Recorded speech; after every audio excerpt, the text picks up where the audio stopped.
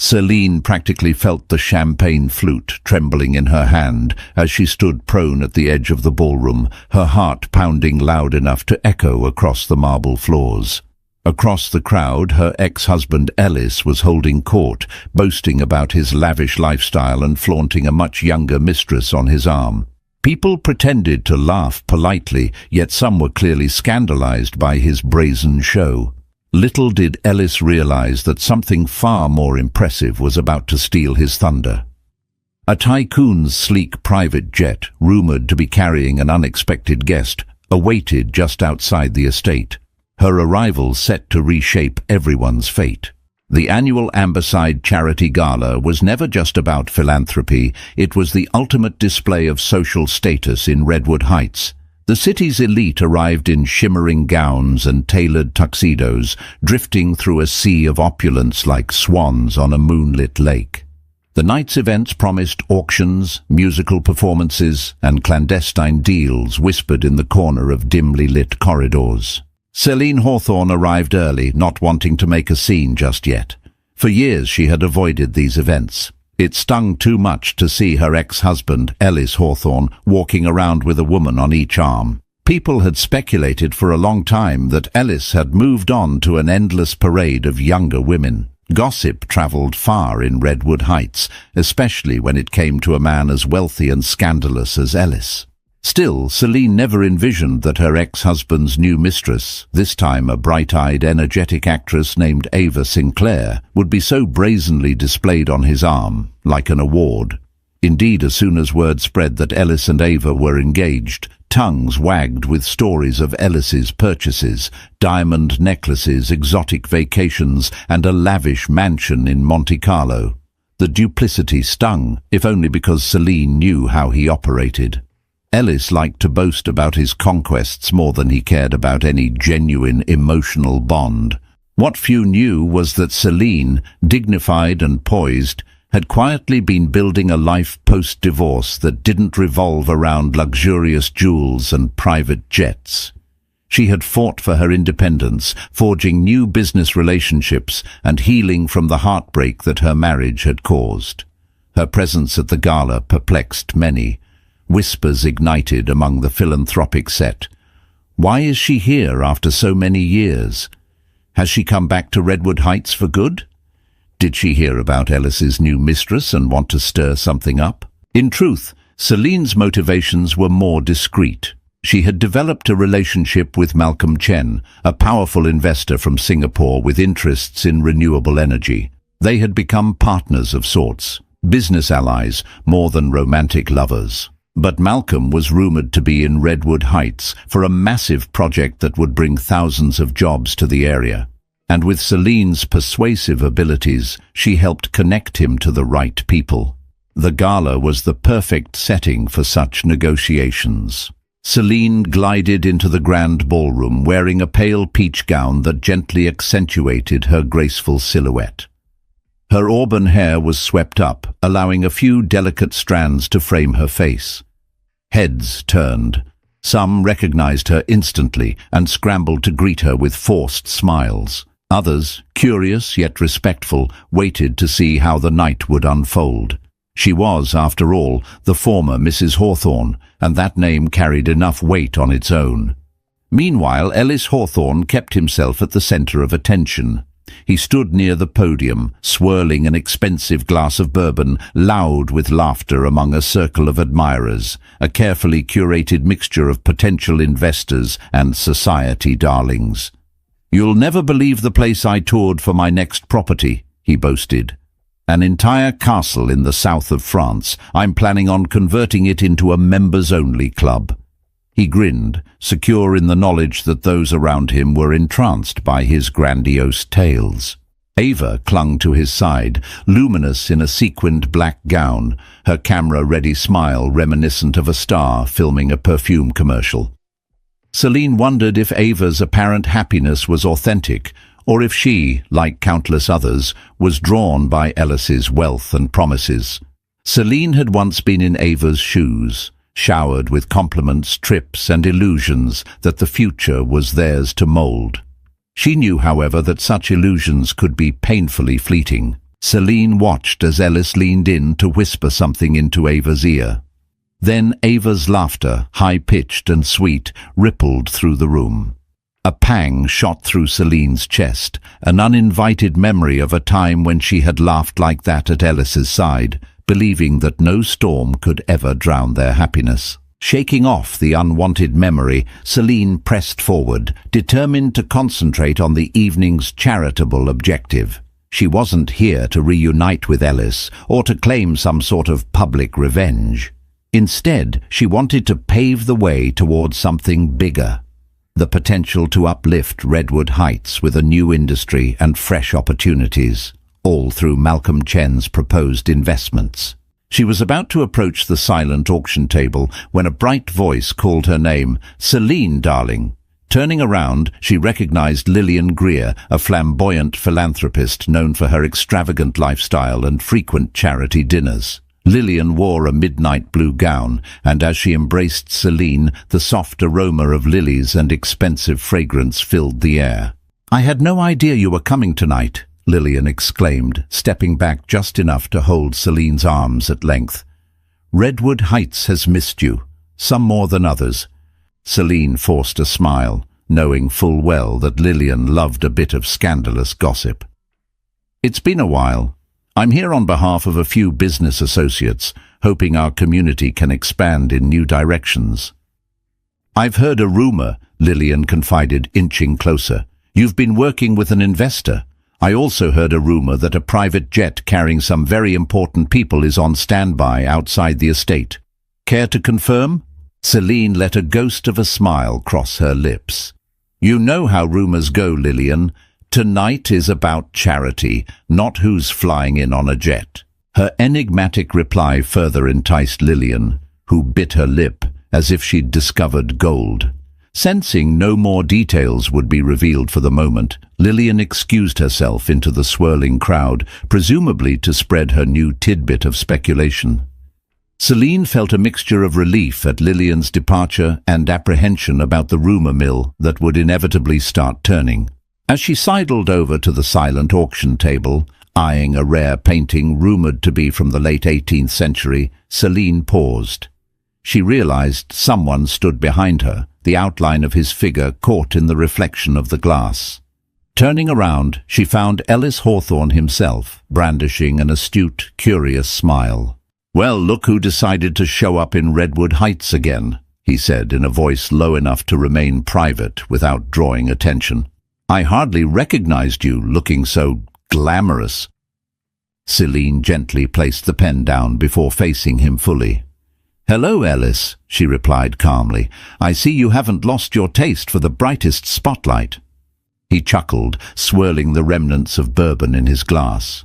"There's no point in being wealthy if you can't flaunt the perks." A brief pause followed, and the once familiar tension between them surged. "I hear you're making deals these days. Always the cunning strategist, aren't you?" Celine ignored the jab. "Time changes people," she said. "I learned to look out for myself, especially after I realized you cared more for your reputation than your marriage." Ellis angled his head. "You used to enjoy the lavish lifestyle," he retorted. "Don't act like you were forced into it. But let's not rehash old wounds. I'm genuinely curious what brought you back. Redwood Heights hasn't exactly been your preferred destination since you left." "You seem to have managed just fine," Celine replied evenly, casting a quick glance at Ava, who was now chatting with an older couple across the hall. "Your new fiancé looks enthralled with your every word."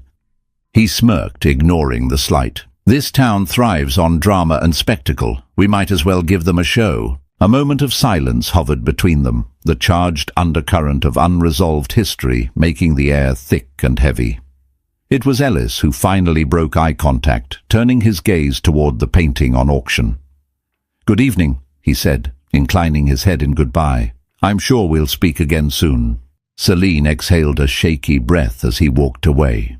Seeing him again brought a swirl of emotions she had tried to bury for years: disappointment, heartbreak, and, buried somewhere deep beneath anger, a faint trace of affection. but she refused to let the past overshadow her newly forged independence. Suddenly her phone buzzed in her small satin clutch. She retrieved it quickly, glancing at the screen. A brief text from Malcolm flashed. "Landed, everything set." Tucking her phone away, Celine halted to steady herself. Like an actress prepared to take the stage, she readied for part 2 of the evening's plan. Ellis might have the advantage of wealth and the mistress du jour, but Celine had something far more formidable: partners who could tip the scales of influence in Redwood Heights. And if everything went as intended, her maneuver would overshadow Ellis's bragging and give her a chance at real redemption for both her wounded heart and her ambitions. When the air around you thrums with the energy of secrets, you can sense the tension even if no one utters a word. Such was the case in the corridor leading to the VIP lounge of the Amberside estate. Celine stepped quietly, passing attendants in stiff uniforms and busybody managers, ensuring that trays of champagne and canapes reached the right guests. Behind a mirrored door was a private lounge set aside for the evening's most distinguished visitors. A single uniformed attendant opened it for her with a polite nod. Inside, 6 people sat in plush leather chairs, business suits pressed to perfection. Malcolm Chen, tall and slender, occupied a corner seat. He rose as she entered, his dark hair neatly combed back and his face reflecting both steeled determination and warmth toward Celine. "Good to see you," he said, gesturing for her to take the seat next to him. "I've been updating our counterparts here on the logistics. They're, how shall we put it, curious about Redwood Heights and the potential for expansion." Celine offered a brief smile to the others. Cornelius Drake, a property mogul from Chicago, Lydia Marino, a philanthropic real estate developer from Madrid, and 2 other associates from the financial sector. She recognized by the intensity in their eyes that business was their primary currency. As she settled into her seat, Malcolm continued, "I've outlined the plan for Redwood Heights to become a flagship site for the new renewable energy project. With the right partnerships from local government and investment from certain private parties, we can bring fresh economic life to the region. But we do have competition from other cities, so Redwood Heights needs to prove it's the best candidate." Lydia Marino, impeccably dressed in an emerald green pantsuit, leaned forward. "We've researched Redwood Heights a bit. Its economy, while stable, hasn't demonstrated major innovative leaps in recent decades. Why are you so certain it's the perfect location for this project?" Celine chose her words deliberately, mindful that these were influential individuals who wouldn't be swayed by empty promises. Redwood Heights has an excellent infrastructure already: major highways, a small but well-equipped airport, and proximity to a large labor pool. The local community is also hungry for an economic boost. That means less resistance and more collaborative spirit. Cornelius Drake, who had been appraising Celine as she spoke, crossed his legs. "And are we sure we have the local support? Some towns can be resistant to change, especially if big money is involved. The wealthy class might have their own interests." Celine knew precisely the kind of friction he referred to. Ellis Hawthorne was the figurehead of Redwood Heights' old guard, flaunting wealth without a genuine desire for progress. "We do have local support," she asserted, meeting Cornelius's gaze. "I've worked to secure the approval of several key city council members, and I have a meeting arranged with Redwood's mayor next week." Malcolm chimed in. "We have an advantage here too. Ellis Hawthorne's role in the city might be large in terms of real estate holdings and social influence, but he's not directly involved in Redwood's governmental policies. His presence may be a thorn for some, but we can outmaneuver him." Lydia exchanged a knowing glance with Cornelius before turning back to Malcolm and Celine. "Then, what is the next immediate step? We can't rely solely on good faith to seal this project. We want tangible assurances that Redwood Heights, as a municipality, will respond with open arms." Celine nodded. "That's where we come in. We've timed our presence here at the Amberside Charity Gala to coincide with a show of support. I've secured an introduction for you to a few influential Redwood Heights business owners tonight. If they're on board, we'll have the social capital to influence local politicians to expedite the necessary permits and regulations. She folded her hands on her lap as she glanced around the room. If we do this correctly, Redwood Heights will become the crown jewel of your renewable energy expansion, she concluded. A consenting murmur went through the lounge, and with that, Malcolm announced it was time to rejoin the gala. The lounge emptied in an orderly manner, like a small procession of quiet power. As they exited, Celine caught Malcolm's arm. "Thank you for trusting me with this," she said. "Believe me," he replied, "I know a valuable ally when I see one."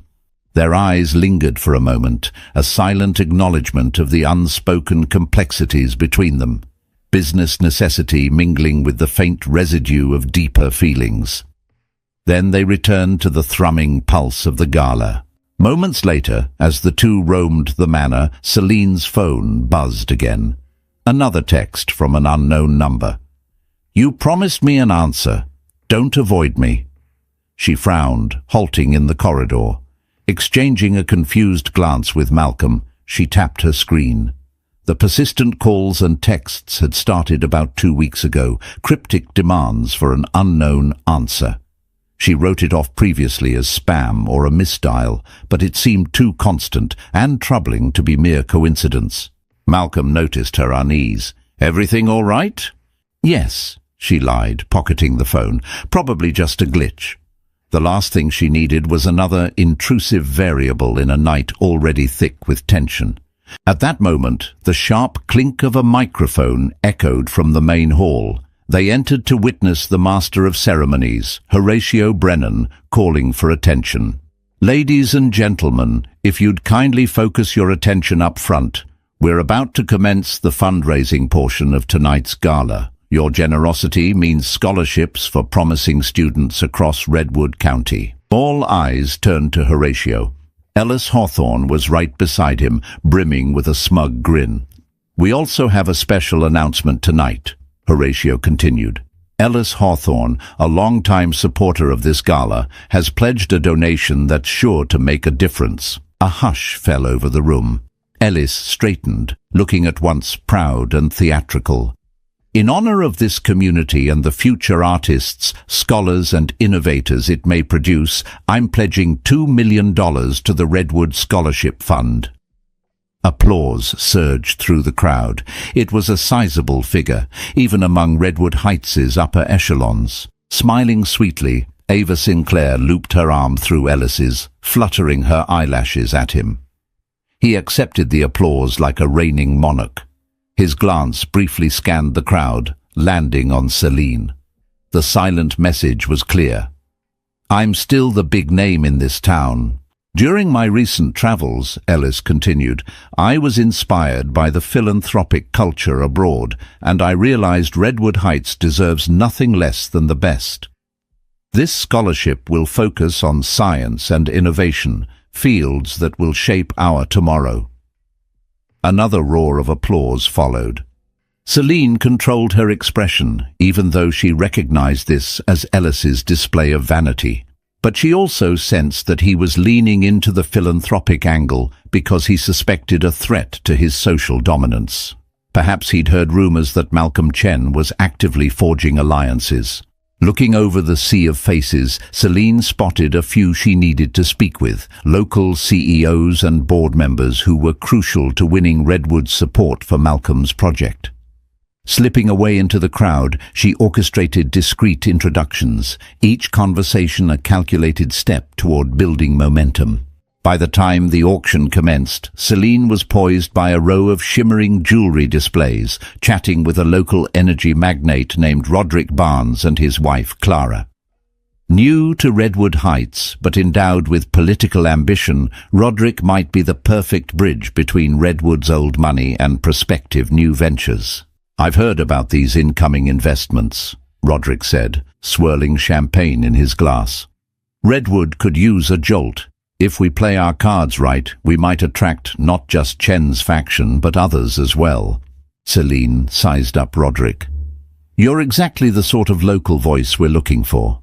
People respect you as an innovator, someone who's not afraid to break a little tradition to bring growth and job opportunities. Clara, a petite woman with sharp eyes, added, "We must be mindful of Redwood's old guard, though. If Ellis feels we're encroaching on his sphere, he'll push back hard." Celine felt that subtle surge of adrenaline. That's precisely why we need critical alliances. If Redwood's business leaders gather behind the project, Ellis will be forced to adapt or risk isolation. Roderick exchanged a glance with Clara. "All right, set up a meeting. I want to see the numbers. If they're promising, count me in." Her heart fluttered at the sense of progress. After exchanging contact details, Celine excused herself to find Malcolm.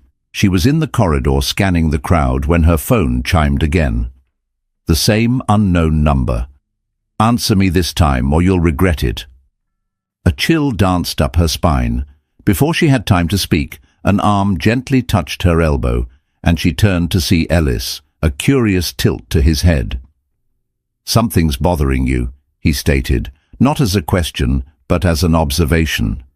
The woman I knew used to hide her tension behind a polite smile. Tonight you're not even smiling. She withdrew her arm from his grasp. "Ellis, we have nothing to discuss, don't we?" he tisked quietly. "You're talking to Redwood's rising stars, forming alliances. I sense a bigger scheme in play. You're forgetting, once upon a time you confided in me. I can still read you." Celine drew breath. She was about to retort when the sound of raised voices filtered in from the adjacent hall. "Prestigious guests, your attention, please. An unexpected arrival is about to take place on the front lawn." A wave of movement stirred in the crowd, and as if by an invisible command, they all gravitated toward the estate's grand entrance. Celine seized the chance to elude Ellis and slip away, adrenaline pumping. On the horizon beyond the estate, a sleek jet sat illuminated by floodlights, flanked by two polished SUVs. A hush spread among the guests, half of them scurrying outside to glimpse the spectacle through the grand glass doors. Whispers of excitement rippled. "That must be the rumored Tycoon's plane. Who's on board? Is Redwood Heights about to witness something extraordinary?" Celine lingered in the crowd. This was the moment she and Malcolm had planned. With a snap of an attendant's wrist, the SUV doors opened, and a tall figure gracefully stepped out. The hush turned into wide-eyed awe. While Ellis looked on, perplexed, the figure strode toward the estate with purpose.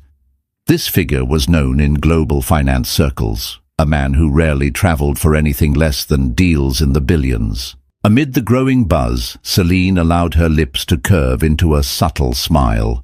The tide of Redwood Heights' fortunes was about to change, and Ellis would discover that not every spectacle was his to control.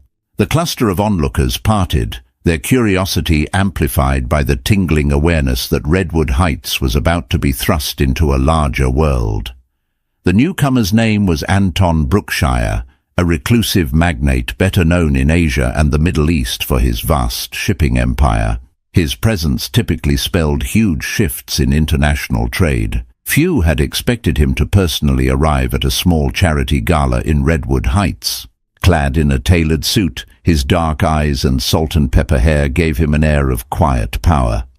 He paused momentarily for the cameras that had begun flashing, local journalists who had scrambled outside upon hearing the news. Then, flanked by his assistants, he strode into the Amberside Estate's foyer, scanning the throng. Malcolm Chen advanced to greet him, his expression carefully measured, yet exuding relief that their plan was successfully in motion. "How was your flight?" Malcolm asked as he gave a polite bow, half out of respect, half for show in front of Redwood's elite. Anton offered a curt nod and a measured smile. "Seamless, though an inconvenience for Redwood's modest runway," he remarked dryly, indicating that while Redwood's airport had handled his jet, it would need serious upgrades if he were to conduct business here frequently. Their exchange was brief, yet significant. Anton's presence indicated not only a willingness to explore Redwood Heights for Malcolm's renewable energy venture, but also a potential partnership that could open Redwood's local businesses to global shipping routes, an undertaking that could eclipse anything Ellis had accomplished. Not far from them, Ellis stood with Ava on his arm, his brow furrowed. It was conspicuously clear that he was no longer the center of attention. The press, city officials, and prominent society members flocked to greet or simply observe Anton Brookshire. With a sly grin, Ellis leaned in to whisper something to Ava, who nodded hesitantly, her smile faltering. Meanwhile, Celine discreetly hovered on the periphery. She watched as Malcolm and Anton subtly turned the conversation toward Redwood's prospects, detailing the synergy between shipping expansions and renewable energy growth. The subdued glances in her direction, the double helix of anticipation in the air. She knew the pieces on the board were shifting. "You orchestrated this," sounded a low voice from behind. She turned to see Lillian Greer, a glimmer of awe in her expression. "Brilliant move, darling. The entire town is losing its mind over that jet. And Ellis, well, look at him." Lillian nodded to where Ellis wore the face of a dethroned king. "He's practically choking on his envy." "I'm only setting Redwood Heights on a new path," Celine insisted, though she couldn't deny the small spike of gratification that came from Ellis's discomfort. Gone were the days when she played the meek ex-wife, overshadowed by Ellis's bravado. Lillian's gaze flickered conspiratorially. "Everyone's going to want a piece of that shipping empire. Politicians, lobbyists, business owners. You sure about letting Redwood swallow this so quickly?" Celine appreciated Lillian's wariness. Redwood Heights was small enough that it might buckle under the weight of too many big investors too fast. But there was method to the madness. With the right leadership and checks in place, I think Redwood can grow without losing its identity. People like Roderick can help moderate. Lillian shrugged, a twinkle of admiration in her eyes. "Well, I for one am rooting for you." Outside, under a star-strewn sky, fireworks were being set up for the grand finale of the gala. The plan was for the display to highlight Redwood's heritage, an annual tradition that never failed to enrapture the crowd. Celine slipped past the growing swarm of curious guests, quietly making her way toward a balcony overlooking the estate grounds. She needed a moment away from prying eyes to gather her composure. The night air was brisk. Below, she observed the staff scurrying to set up the fireworks, the colored lights reflecting off the estate's ornamental fountains. She couldn't help but contemplate how, in just a few short hours, Redwood Heights had shifted from a stage for Ellis's vanity to a launching pad for something bigger. Her phone chimed again. She pulled it from her clutch, dread tightening her chest. The message read, "You haven't forgotten me, right? I'm closer than you think." The nameless, persistent sender clearly knew she was in Redwood Heights. Her mind raced. Was it a scorned former associate, a bitter personal rival? Each scenario added another layer of tension. Footsteps approached behind her. Startled, Celine slipped her phone away, turning to see Malcolm. His expression was one of quiet triumph, though tinted with caution. "Anton's presence is stirring the pot. He's interested, but the next steps need finessing. An official invitation from Redwood's council, a series of planning meetings to see how shipping expansions might dovetail into our energy project." He studied her face. "You okay?" She exhaled slowly. "Yes, just a bit winded by the pace of tonight's developments. Also, there's something odd going on. I've been receiving these anonymous texts. They're strange, almost veiled threats. I don't know who it is." Malcolm's eyes narrowed. "Should we be concerned about sabotage? Competitors might try intimidation tactics." "Possibly. Or it could be something more personal," she replied, her expression darkening. She didn't detail the entire messy history with Ellis, but the possibility that someone might hold a grudge or see her as a pawn or threat weighed heavy. "For now, it's just texts, and they haven't demanded anything concrete. Just an answer. To what? I haven't a clue."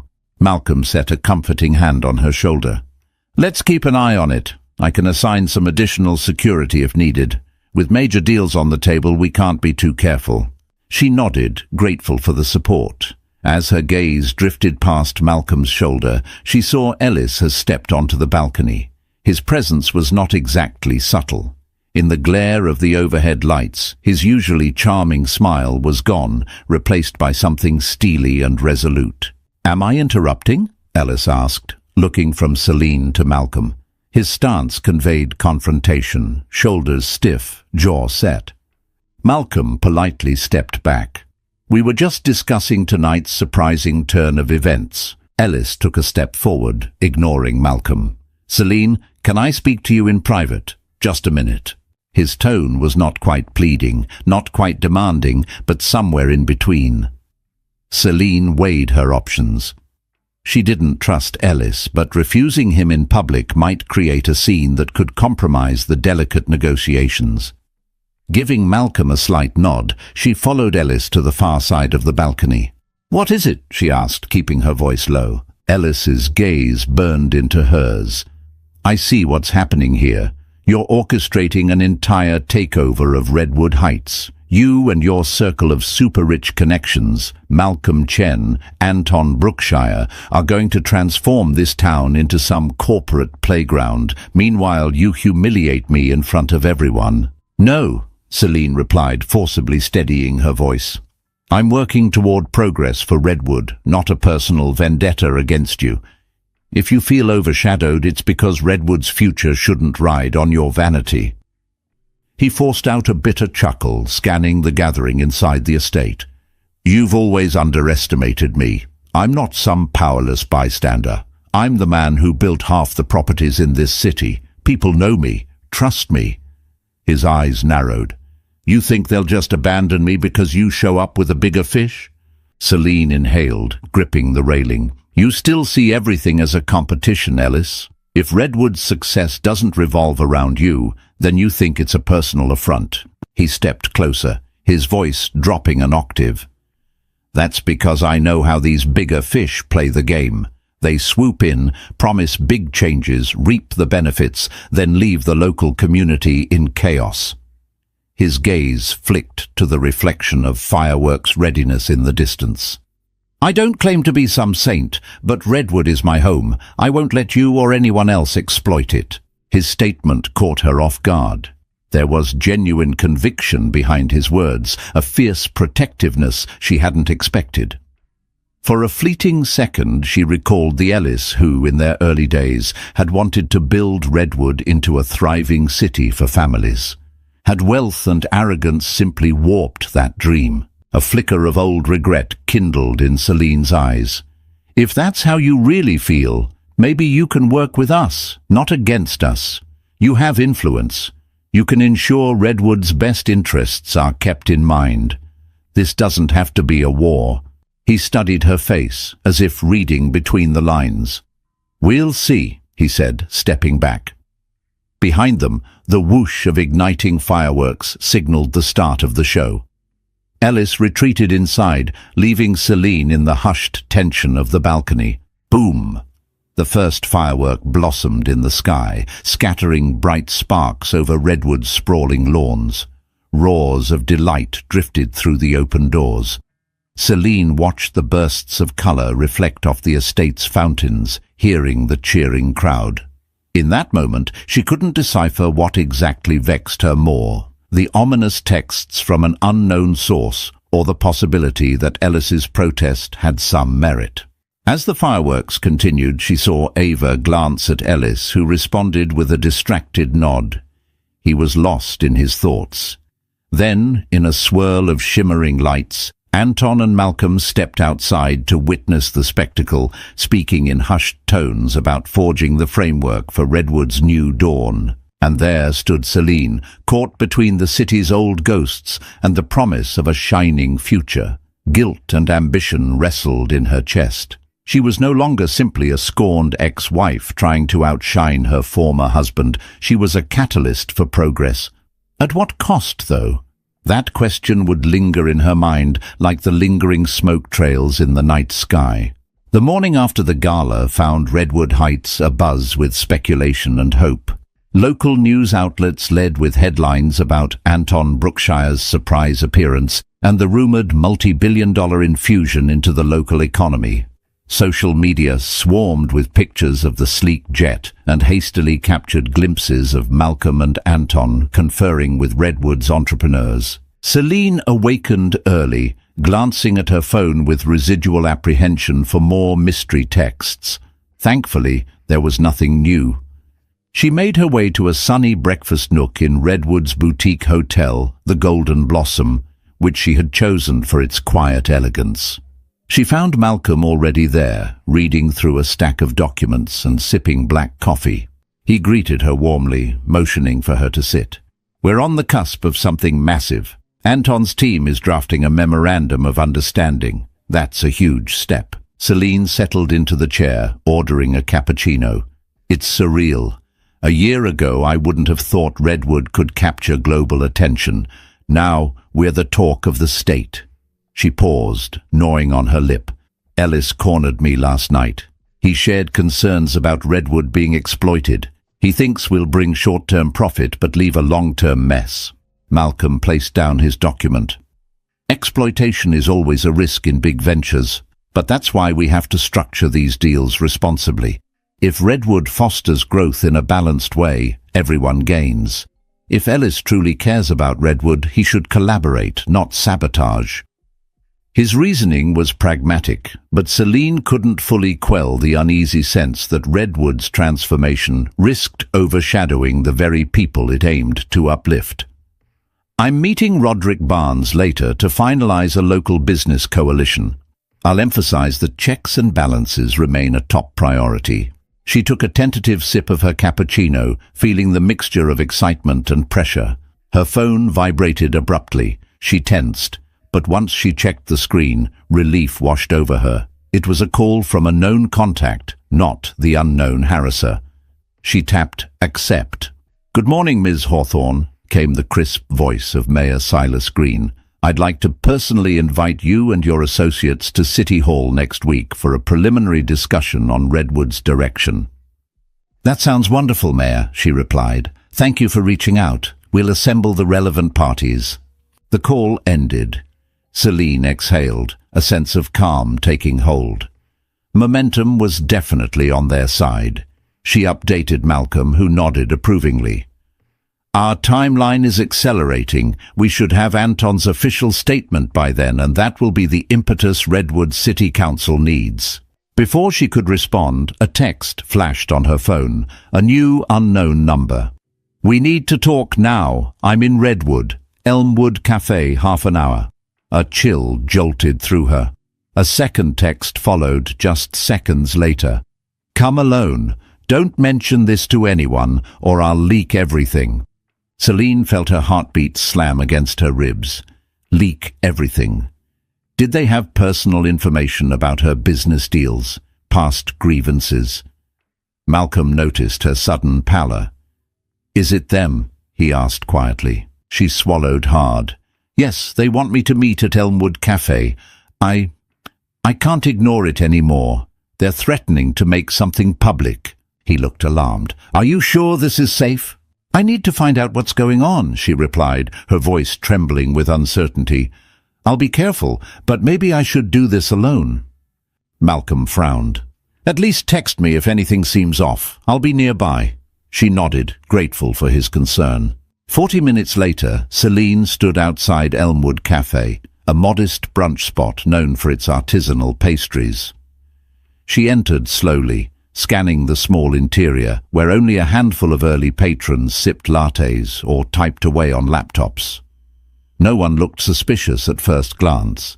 After ordering a simple tea, she took a seat by the window, waiting. Minutes seemed to crawl. Then the bell overhead jingled as a man in a charcoal grey coat stepped inside. He was of average build, with thinning blonde hair and lines that traced his forehead. He made immediate eye contact with Celine, exhaling sharply before sliding into the seat across from her. The name Aaron Glenvale sparked in her memory, a figure from Redwood's past. "Aaron?" she whispered, remembering him as a once promising real estate developer who had fallen out of favor in Redwood due to some scandal with mismanaged funds. She hadn't spoken to him in years. He raked his hand through his hair. "I bet you didn't see this coming." "Why the cryptic threats? And how did you get my number?" she hissed, torn between confusion and anger.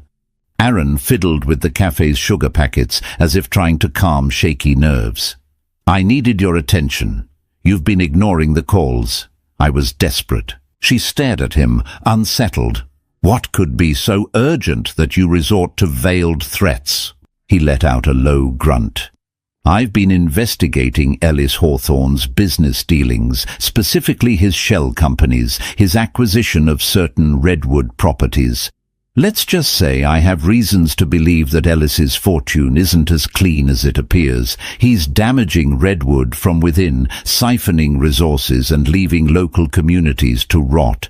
The new developments he's boasted about, all part of a bigger scheme to funnel money overseas." Celine felt her stomach clench. "And what does that have to do with me?" "Ellis once manipulated your finances too, your joint finances. Remember that orphanage project you sponsored? The funds that mysteriously ran short? Ellis may have siphoned off a portion. I have records that could confirm it." She pressed her fingertips to her temples, grappling with the shock. Why wait until now to bring this up? Aaron's gaze wavered. "A year ago, I tried to blow the whistle, but no one in Redwood's old guard would listen. The Hawthorne name is sacred around here. I ended up ostracized. Then I heard rumors that you were returning, forging alliances with big investors. I figured if you plan to reshape Redwood, you ought to know that Ellis's empire is rotten. If Redwood is to have a brighter future, you can't let him keep leeching off the city." Her pulse quickened. Had Ellis stolen from charitable causes? If true, the moral weight of exposing him battled with the dread of what a scandal might do, both to Redwood's reputation and, ironically, to her own. She'd be drawn into a dirty war with her ex-husband, overshadowing any progress she'd made with Malcolm and Anton. Still, she had to know more. "Why threaten me?" she asked, struggling to keep her voice level. "You could have just told me this straightforwardly." Aaron's lips thinned. "I didn't know if you'd actually listen. People in Redwood get starstruck by Ellis's wealth. My caution turned into desperation. I was prepared to make a splash if you ignored me again." He paused. "But you came," she exhaled shakily, her mind spinning. "Do you have solid evidence?" He opened a brown envelope, letting her glimpse spreadsheets, wire transfers and documentation that linked Ellis's shell companies to offshore accounts. Some lines were highlighted in red, numbers swirling in a damning pattern. Celine recognized certain donation amounts meant for Redwood charities, including the orphanage. She felt a hot flush of betrayal boil in her veins. "This is bigger than I thought." She glanced around to ensure no eavesdroppers loomed. "What do you want me to do with it?" Aaron sighed. "I can't bring this to Redwood's authorities alone. I'll get crushed, or worse. But you have connections now. If you bring it to the right people, federal investigators or Redwood's mayor, if he's not compromised, this might end Ellis's stranglehold." Celine's mind reeled with conflicting thoughts. Exposing Ellis could tear Redwood's social fabric, especially right when major investors were stepping in. But ignoring it would be morally corrupt. She recalled Ellis's speech about caring for Redwood, about not letting big fish exploit the city. Was he just projecting his own misdeeds onto her? She gathered herself, blinking back a rising headache. "All right, let me see what I can do." She carefully slid the documents into her briefcase. "But you must refrain from sending cryptic threats. If I pursue this, I need clarity, not blackmail." Aaron nodded, relief momentarily softening his features. "Deal." As he rose to leave, she touched his arm. "One last question. How certain are you that Ellis can be brought down by these documents?" A ghost of a smile flickered on Aaron's lips. "Certain enough that he'd move heaven and earth to keep them buried." After he left, Celine sat there, heart pounding, her tea untouched and long since gone cold. She stared out the cafe window at Redwood's main boulevard. Shop owners were opening for the day. Children strolled beside parents. Blossoming pink flowers lined the sidewalks. In that quintessential American scene, the seeds of a major corruption scandal lay hidden. She texted Malcolm, "I'm okay, need to talk, urgent, where can we meet?" His swift reply, "My hotel suite in an hour." Tucking the envelope securely into her bag, she stepped outside, bracing as a cool wind swept over her. If Redwood was to be saved, she realized, she might have to break it open first, reveal the rot so that new growth could truly take hold. Celine paced in Malcolm's suite, her nerves taut as piano wires. She'd shown him the damning evidence an hour earlier, and his reaction had been a mix of shock, anger, and cautious calculation. Outside, the evening sun tinted Redwood's skyline with streaks of pink and gold. Inside, the weight of scandal pressed heavily against the plush walls and thick carpet. Malcolm exhaled slowly, revisiting one of the spreadsheets illuminated on his laptop screen. If these documents are genuine, Ellis has been siphoning funds from multiple charities and funneling them through at least 3 shell companies in Luxembourg and Bermuda for years. We're talking 7-figure sums, maybe more. Celine sank onto a leather armchair, rubbing her temples. He was always flamboyant with his spending, but I thought it was legitimate. Profits from real estate deals, some inherited wealth. The idea he stole from Redwood's charities is horrifying. Her jaw tightened. He has to be stopped. Malcolm nodded, tapping at the keyboard. "I'm forwarding these documents to a trusted forensic accountant. We need an expert review before we make any move. Once we're certain, we need a plan.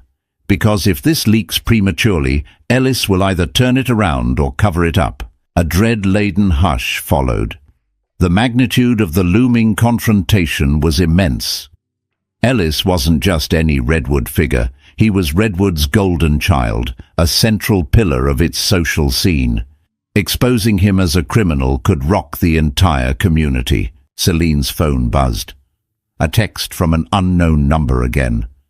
Her breath caught, but reading it brought a fresh jolt of adrenaline. "Ellis is panicking. He suspects something's up. Be careful." Another piece from Aaron, presumably. She showed Malcolm, who scowled. "Then we have to act fast," he said. "The forensic accountant can produce a preliminary finding within a day or two. As soon as we know it's watertight, we meet with Redwood's mayor. We'll try to keep this from going nuclear until we can ensure city leadership doesn't bury it." Celine nodded, though her mind whirled. Redwood's mayor, Silas Green, had a decent reputation, but Ellis might have connections that could compromise anyone. We should also be ready for personal backlash. Ellis might try to discredit me, or you, or even Anton, to preserve his own power. Malcolm's eyes hardened. "We'll have to handle that too. I'll talk to Anton. If Redwood is riddled with corruption, we might need to reevaluate parts of our investment strategy. But I'm determined not to let a single crook derail an entire region's future. We'll adapt." They spent the next hour studying the documents, labeling each suspicious transaction. Through it all, Celine felt a swirl of conflicting emotions: anger, betrayal, fear, and even a sliver of pity for Ellis's moral dissent. Memories of their early love prickled at the back of her mind. Once considered Redwood's power couple, they'd done so much philanthropic work together. Had that all been a lie? Eventually, exhaustion weighed on them. Malcolm insisted on ordering dinner to maintain their stamina. Over pasta and grilled vegetables, the conversation shifted to more personal ground. "Are you okay?" he asked softly. "I know you built a life beyond Redwood, but this is your hometown. This is personal." Celine sipped at her water. "I guess it is. There's a sadness in me, like mourning a dream. But Redwood deserves honesty, and I can't let Ellis keep warping it. It's time he faced consequences." Malcolm reached for her hand, warmth in his gaze. "You're strong. You always have been. Don't forget that." The hours ticked by until the forensic accountant's call came through. Celine perched on the edge of the bed, Malcolm pacing as they listened on speaker. The accountant's voice crackled. "The documents seem authentic. If this is introduced to legal authorities, Ellis Hawthorne would be in serious trouble. I recommend immediate consultation with legal counsel." Relief and dread colliding, Celine muttered a thank you. She rescheduled a city hall meeting with the mayor for the next morning, intending to privately present the evidence. With that step decided, she prepared to leave Malcolm's suite. "Let's stay discreet until tomorrow," she said, suddenly feeling the urge to step outside, breathe fresh air. Malcolm nodded. "Agreed. Be vigilant tonight. We must go about our business as if everything is normal." Down in the hotel lobby, Celine paused briefly. A smattering of Redwood's socialites loitered near the bar, sipping cocktails. She kept her expression neutral, gave a polite nod to a familiar face or two, then slipped out into the night. The sky was clear, the stars bright overhead. Redwood's main avenue hummed with subdued traffic, shop lights dimming as store owners wrapped up their day. Drawing her coat closer, she strolled toward her car, scanning for any sign of being watched. A figure stepped out from behind a parked SUV. She tensed, but recognized Ava Sinclair, Ellis's fiancée. Ava appeared distressed, mascara smudged beneath her eyes. "Celine," she said, voice ragged. Celine stopped short, adrenaline spiking. "Ava, what are you doing here?" "I've been waiting for you," Ava confessed, wringing her hands. "I saw you go inside the hotel hours ago. I got nervous, so I waited." Celine's mind raced. Did Ava know about Ellis's crimes, or was this about something else entirely? She kept a measured tone. "Are you okay?" A trembling breath escaped Ava's lips. "I don't know. Ellis is furious. He's convinced a smear campaign is brewing against him. He's talking about shutting people down, calling in favors from old contacts. He even threatened me if I ever crossed him." Celine's stomach knotted. "Threatened you how?" Ava lowered her gaze. "He's made it clear that if I break his trust, he'll crush my career. He can be quite terrifying when he's angry, you know." "Yes," Celine said grimly, recalling her final days of marriage, when Ellis's inflated sense of power sometimes turned menacing. "Why are you telling me this, Ava?" Tears slipped down the younger woman's cheeks. "I thought I was with him for love, or at least genuine affection. But all this talk about burying secrets. I didn't sign up for something illegal. He's the only one who can get me out of some debt from the past, but now I feel trapped." A pang of empathy cracked across Celine's chest. She recalled being in that precarious position with Ellis, love overshadowed by intimidation, the weight of his threats stifling her own sense of worthiness. "Look, if you have any evidence of Ellis's wrongdoing, you should come forward. You don't deserve to live in fear." Ava's eyes flickered with desperation. "But if I cross him, I'm finished. My acting career, the house he bought my mother, everything. And if he's really done something criminal, I don't want to be dragged down with him." Celine gently placed a hand on Ava's shoulder. "I won't lie. There might be fallout. But you can't bury your head in the sand. If you cooperate with authorities, you might gain some leniency." Ava swallowed hard, seeming to wrestle with the idea. "I need time to think, but please, if you do something against Ellis, can you let me know first? I don't want to be blindsided. I'm so scared."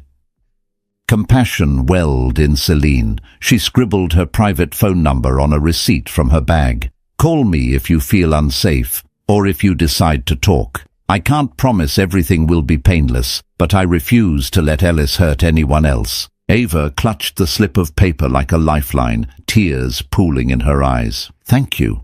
Then she turned and hurried down the dimly lit street, glancing over her shoulder as if Ellis could materialize at any moment.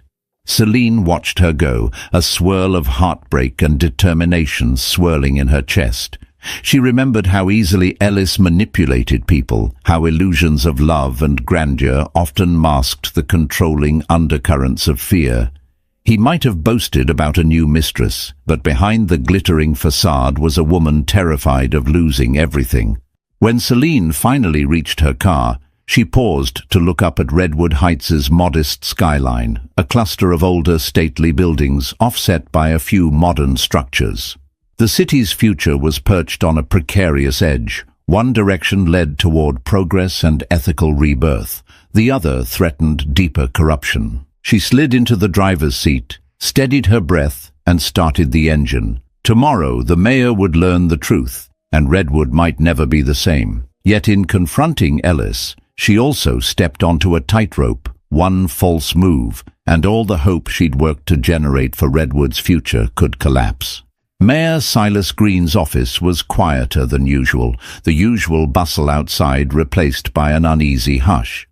Celine perched in a leather chair opposite the mayor's desk, her heart pounding like a distant drum.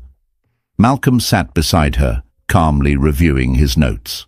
Roderick Barnes hovered near the door, having trusted Celine's urgent request to attend. An official city attorney named Gerald Miller angled in from the side, face set in a skeptical frown. Mayor Green leaned forward, hands folded. "Ms. Hawthorne, you stated that you have something critical to report, something that cannot wait. We've closed this session to the public upon your request. Now please explain." Celine inhaled slowly. She and Malcolm had rehearsed how best to reveal the evidence, so the mayor didn't dismiss them. "We have reason to believe Ellis Hawthorne has been embezzling funds from various Redwood charities for years. We've obtained documents that appear to confirm multiple shell companies, large offshore transfers, and direct links to Redwood philanthropic accounts." The mayor's complexion paled, but he maintained composure.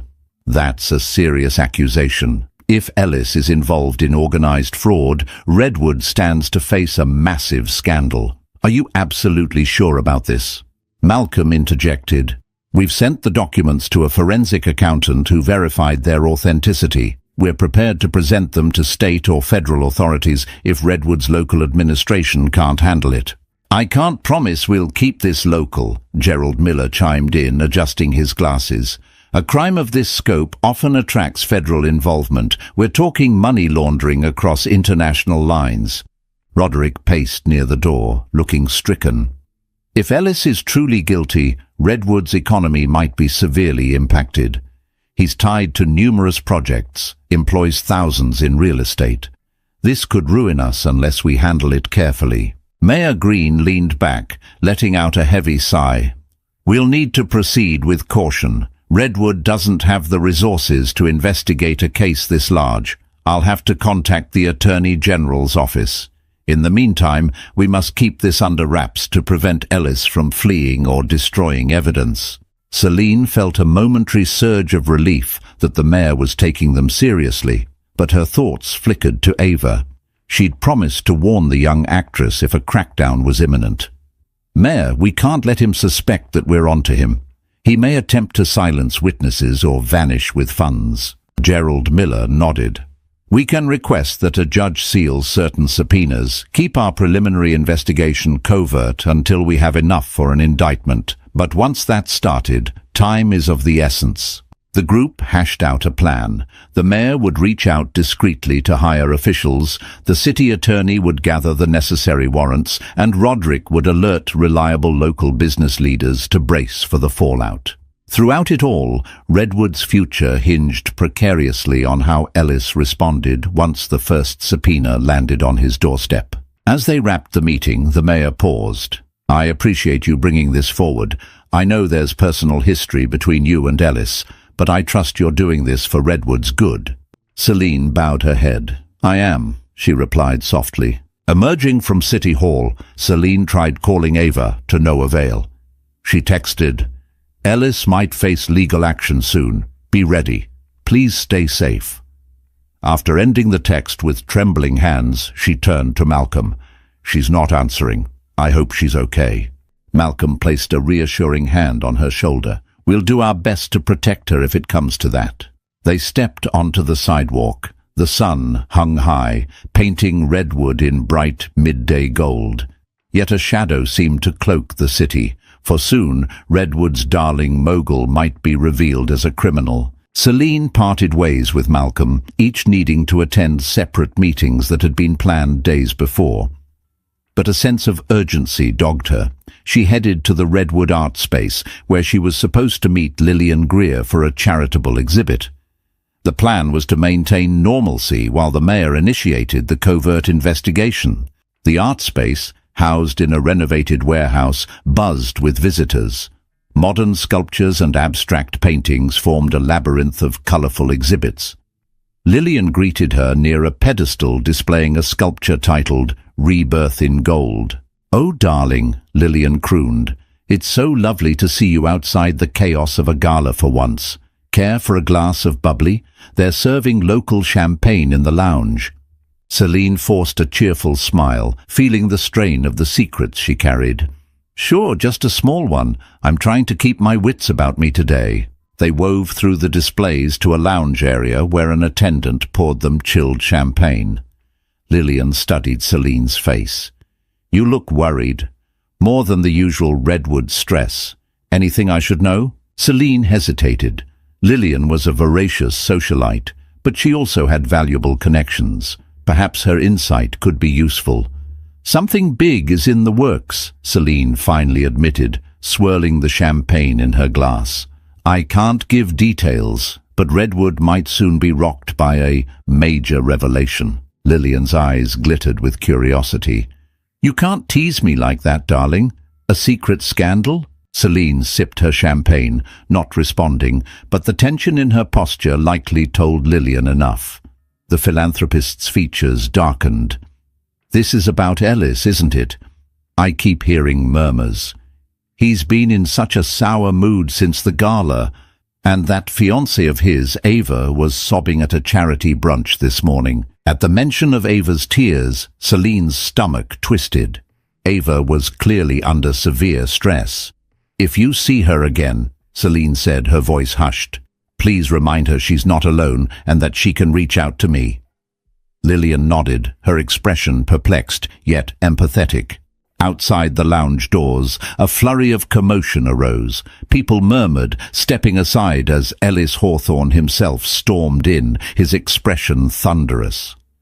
A hush fell. Ellis's gaze swept the room, landing squarely on Celine. Lillian, reading the tension in the air, discreetly stepped back. Ellis marched up, voice low yet pointed. "We need to talk, now." Celine's pulse thudded in her ears. "I'm in the middle of a meeting, Ellis." He glowered, ignoring her protest. "I have reason to believe you're orchestrating a smear campaign against me. I've been hearing rumors of investigations, sealed subpoenas. Care to explain?" Inside, Celine's heart lurched. The mayor must have begun reaching out, and Ellis had gotten wind. She forced a cool front. "Smear campaign? That sounds paranoid." His lips curled into a sneer. "Don't play coy. People talk in Redwood. The mayor's discreet inquiries aren't so discreet. If you're digging into my finances to tarnish my name, I will not hesitate to retaliate." He lowered his face close to hers, voice filled with menace. "I know how to bury unpleasant business, Celine." A hush had fallen over the lounge, with guests blatantly eavesdropping. In a calm, low tone, Celine replied, "If you've done nothing wrong, you have nothing to worry about, right?" His eyes blazed. "You'll regret this." And with that, he pivoted on his heel, storming out. Lillian hurried forward, looking flustered. "What on earth is happening, Celine?" She managed a tight smile. "I'm sorry, Lillian, but I have to go. Something urgent came up." Apologizing to the rattled lounge staff, she darted through the exit, her heart pounding. Back out on Redwood streets, she pressed her phone to her ear, calling Malcolm. "He knows," she said the moment he answered. "Ellis just confronted me at the art space. He's threatening retaliation. We have to be ready. He'll do anything to cover his tracks." Malcolm's voice was tense. "The city attorney sent me a message. They're expediting the process. We might see official actions as early as tomorrow." Celine ended the call, raking shaky fingers through her hair.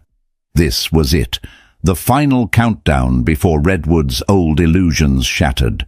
She spent the rest of the day in a blur of phone calls and cautious confirmations. That evening she holed up in her hotel room, triple-checked all her locks, and tried to quell the gnawing fear in her gut. Just after midnight her phone buzzed again. This time it was Ava, voice trembling. "He found out I talked to you. He's furious. He's throwing things, screaming about betrayal. I'm hiding in the bathroom. Please, what should I do?" Celine's heart sank. "Where are you? I'll come get you," Ava sobbed. "We're at his house, North Ridge Estate. He's outside. I can hear him pacing." Swallowing her panic, Celine replied, "Find your purse and phone.